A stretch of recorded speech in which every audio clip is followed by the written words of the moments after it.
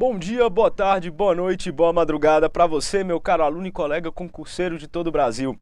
É um prazer estar falando diretamente do melhor site de pré-concurso do Brasil, o nosso euqueropassar.com.br. E nós estamos terminando de dar uma passada na matéria de direito previdenciário, pessoal. Especificamente falando sobre a aposentadoria por contribuição, por tempo de contribuição no regime geral da Previdência Social.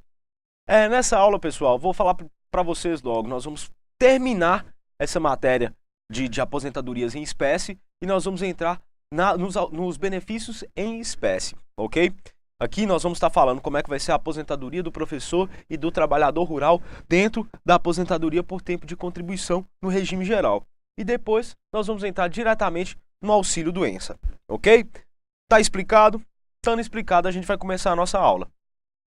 Lembrando que a gente estava falando sobre a aposentadoria por tempo de contribuição. E aqui nós vamos falar especificamente da aposentadoria dos professores. Que ela vai ter uma modificação, pessoal. Por quê? A partir da Emenda Constitucional 20 de 98, tem direito à aposentadoria por tempo de contribuição o professor que comprovar 30 anos se homem e 25 anos se mulher de tempo de efetivo exercício em função de magistério na educação infantil, no ensino fundamental e no ensino médio. Então, quem faz jus a essa aposentadoria por tempo de contribuição para os professores? Primeiro, tem de ser um professor que comprovar 30 anos se homem ou 25 anos se mulher, exclusivamente e numa função de exercício efetivo, nem magistério, na educação infantil, no ensino fundamental e no ensino médio, pessoal. Esses são os primeiros requisitos que a gente pode depreender desse nosso enunciado. Lembrando que o professor universitário, pessoal, em virtude disso, em virtude da Emenda Constitucional 20 de 98, ele não tem direito à aposentadoria com redução no período de contribuição. Então, só serve essa redução de 5 anos no tempo de contribuição, ela só serve para quem exerceu o magistério de forma única e exclusiva na educação infantil, no ensino médio e no ensino fundamental. Quem está no ensino superior, ele não vai ter direito a essa redução dos 5 anos. Então ele vai ter de ir com 35 anos se homem e 30 anos se mulher. Antes da referida emenda, da 20, todos os professores tinham tempo de contribuição reduzido. Hoje, não. Hoje, somente, e eu vou frisar para vocês, única e exclusivamente aquele que fizeram o exercício efetivo do magistério na educação infantil, no ensino médio e fundamental. Ressalta-se que aqueles professores, inclusive universitários, que tinham implementado os requisitos para concessão da aposentadoria por tempo de contribuição reduzido até 16 de 12 de 98, podem se aposentar a qualquer momento, nas condições previstas anteriormente. Então, pessoal, se eu sou professor universitário, se eu completei os 30 anos antes de 16 de 12 de 98, eu posso me aposentar a qualquer momento, hoje, na atualidade, hoje, como o que, pessoal? Nas condições previstas anteriormente. Então, pessoal, vamos observar que esses tempos, esses marcos que eu falo para vocês, esses marcos da legislação da Previdência Social, eles são contados não só para uma finalidade. Só nessas últimas 4 aulas nós falamos dessa data de 16 de 12 de 98 mais de 15 vezes. Então nós vamos ver que era um marco legal, muito importante para a gente dentro do direito previdenciário. E é importante a gente sempre lembrar disso.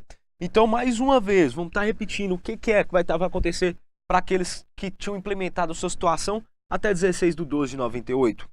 Eles podem se aposentar a qualquer momento nas condições previstas anteriormente, nas condições previstas na legislação anterior de 16 de 12 de 98. E agora, e o trabalhador rural, pessoal?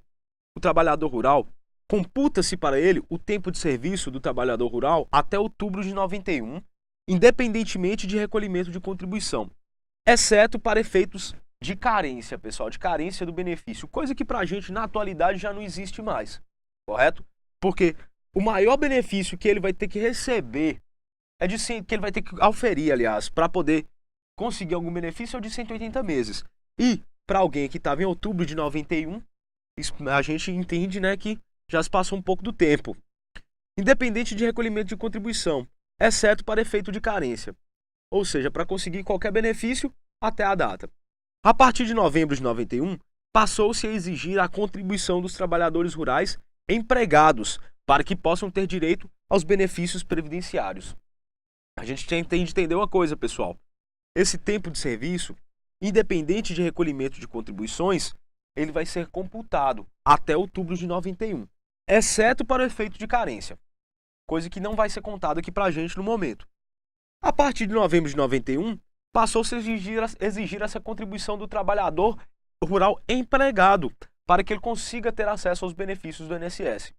Lembrando que esse recolhimento ele vai ocorrer como, pessoal? Já que nós estamos falando do trabalhador rural empregado, ele vai acontecer na fonte. O recolhimento ele vai acontecer, o patrão vai recolher na fonte e repassar para o INSS. Eu lembro para vocês que não existem mais aqueles carnês dessa altura, desse tamanho, da Previdência Social para o trabalhador empregado, não, tanto rural como urbano. É sempre retido na fonte, como eu disse para vocês nas nossas primeiras aulas. O trabalhador rural não empregado, que no caso é um segurado especial, só terá direito à aposentadoria por tempo de contribuição se contribuir como segurado facultativo. Então, pessoal, ele só vai ter direito à aposentadoria, ingressar com pedido de aposentadoria por contribuição se ele contribuiu facultativamente. Se ele foi lá e retirou o seu carnê, esse sim vai ter carnê, que é o facultativo. Se ele retirou o antigamente chamado de autônomo, ele retirou o seu carnê e efetuou os seus pagamentos das suas contribuições. Aí sim, ele vai poder retirar a sua aposentadoria por tempo de contribuição. E não a aposentadoria especial, pois ele é segurado especial. Agora, pessoal, nós terminamos oficialmente uma grande parte da nossa matéria de aposentadorias. Em algumas outras aulas, nós vamos estar puxando essa matéria só para poder explicar um outro requisito. Aqui, agora nós vamos entrar nos benefícios por espécie. E o primeiro benefício que nós vamos abordar é o auxílio-doença no regime geral da Previdência Social. O auxílio-doença é um benefício previdenciário devido ao segurado considerado incapacitado para o trabalho ou a atividade habitual por mais de 15 dias consecutivos, desde que cumprida a carência exigida, se for o caso. Vocês lembram que, como eu mostrei para vocês, que dependendo de qual doença for, não vai precisar ter a carência, correto? Mas o que a gente tem de depender aqui, ó, que o segurado, para receber o auxílio-doença, ele tem de ser considerado incapacitado para o trabalho ou a atividade habitual por mais de 15 dias consecutivos. Porque os 15 primeiros dias, quem paga é o patrão, pessoal. Só depois desses 15 primeiros dias é que o INSS vai começar com o auxílio. Anterior a esses 15 dias, quem paga então é o patrão, ok? Se essa incapacidade tem natureza temporária, aliás, essa incapacidade tem natureza temporária, podendo ser parcial ou total, sendo que poderá haver a recuperação para a atividade habitual ou reabilitação para a outra. Então, pessoal, a gente tem de entender que, ao contrário da aposentadoria por invalidez, essa invalidez, tanto total como parcial, ela é temporária e ela tem de ser obrigatoriamente temporária. É justamente o que vai diferenciar o auxílio-doença da aposentadoria por invalidez, pessoal.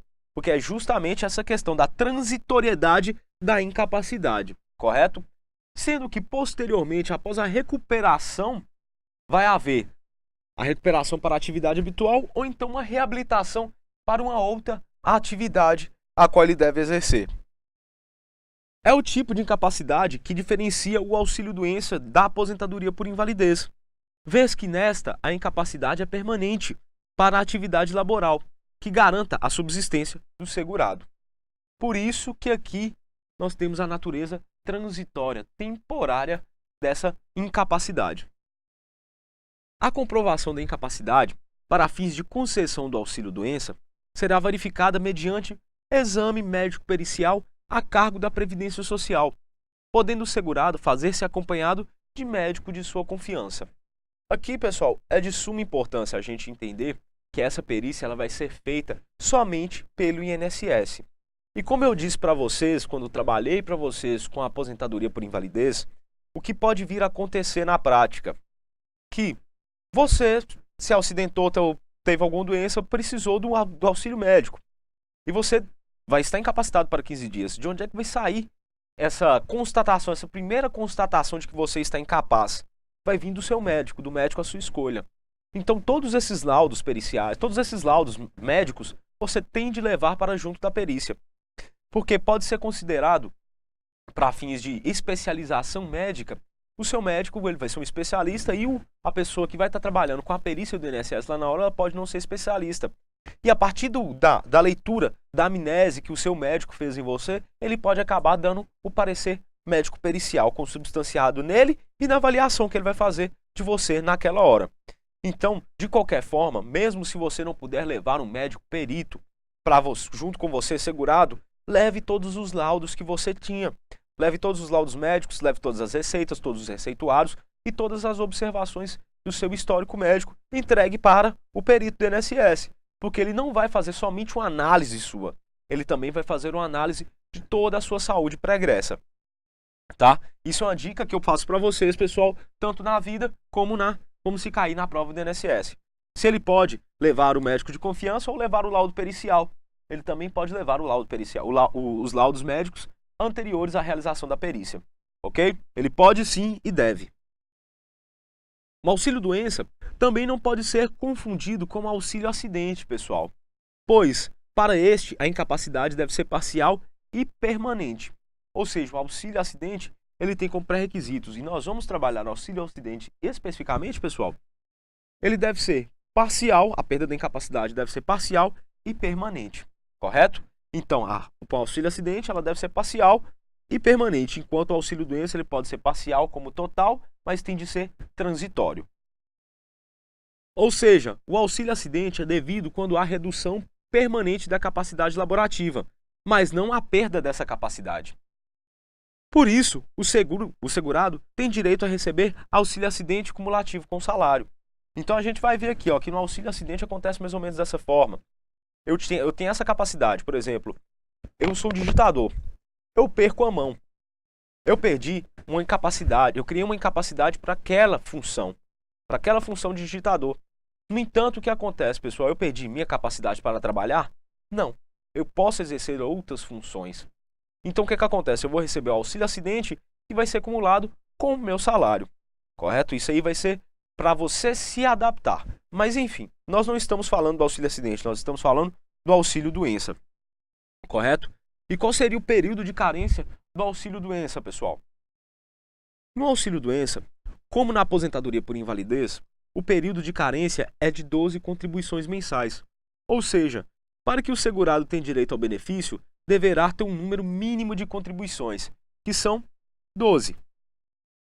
Sendo que, no caso do segurado perder a qualidade de segurado, ao filiar-se ao regime geral da Previdência Social novamente, deverá cumprir, no mínimo, 1/3, ou seja, 4 meses da carência exigida para resgatar as contribuições anteriores e completar as 12 contribuições necessárias para a concessão do benefício. Entendam, é a regra do terço que eu expliquei para vocês, pessoal. Como é que vai acontecer? Eu preciso do auxílio-doença, 12 meses, correto? Só que eu tinha perdido a minha qualidade de segurado. E eu voltei a trabalhar agora. E o que eu preciso, então? Eu preciso ter trabalhado no mínimo 4 meses, que é 1/3 deste benefício, para eu conseguir aquele período de carência quando eu trabalhei antes de eu perder a minha qualidade de segurado. Eu cumpri nos 4 meses, eu volto, eu integro novamente essa carência anterior de antes de eu perder a minha qualidade de segurado. É a regra do terço que nós já explicamos umas 2, 3 vezes durante o nosso curso. Entretanto, pessoal, em alguns casos previstos na lei, essa carência não será exigida. Por quê? É o caso de o segurado sofrer acidente de qualquer natureza ou causa, ou ser acometido de algumas das doenças ou afecções especificadas em lista elaborada pelo Ministério da Saúde e da Previdência Social a cada 3 anos. São aquelas doenças muito graves, pessoal, ou muito contagiosas. Por exemplo, tuberculose, lepra, esse tipo de coisa. São essas doenças na qual você não vai ter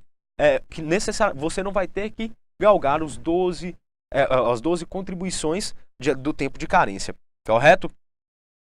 É considerado acidente de qualquer natureza ou causa aquele de origem traumática e por exposição a agentes exógenos, que são físicos, químicos e biológicos, que acarrete lesão corporal ou perturbação funcional que cause a morte, a perda ou a redução permanente ou temporária da capacidade laborativa, pessoal.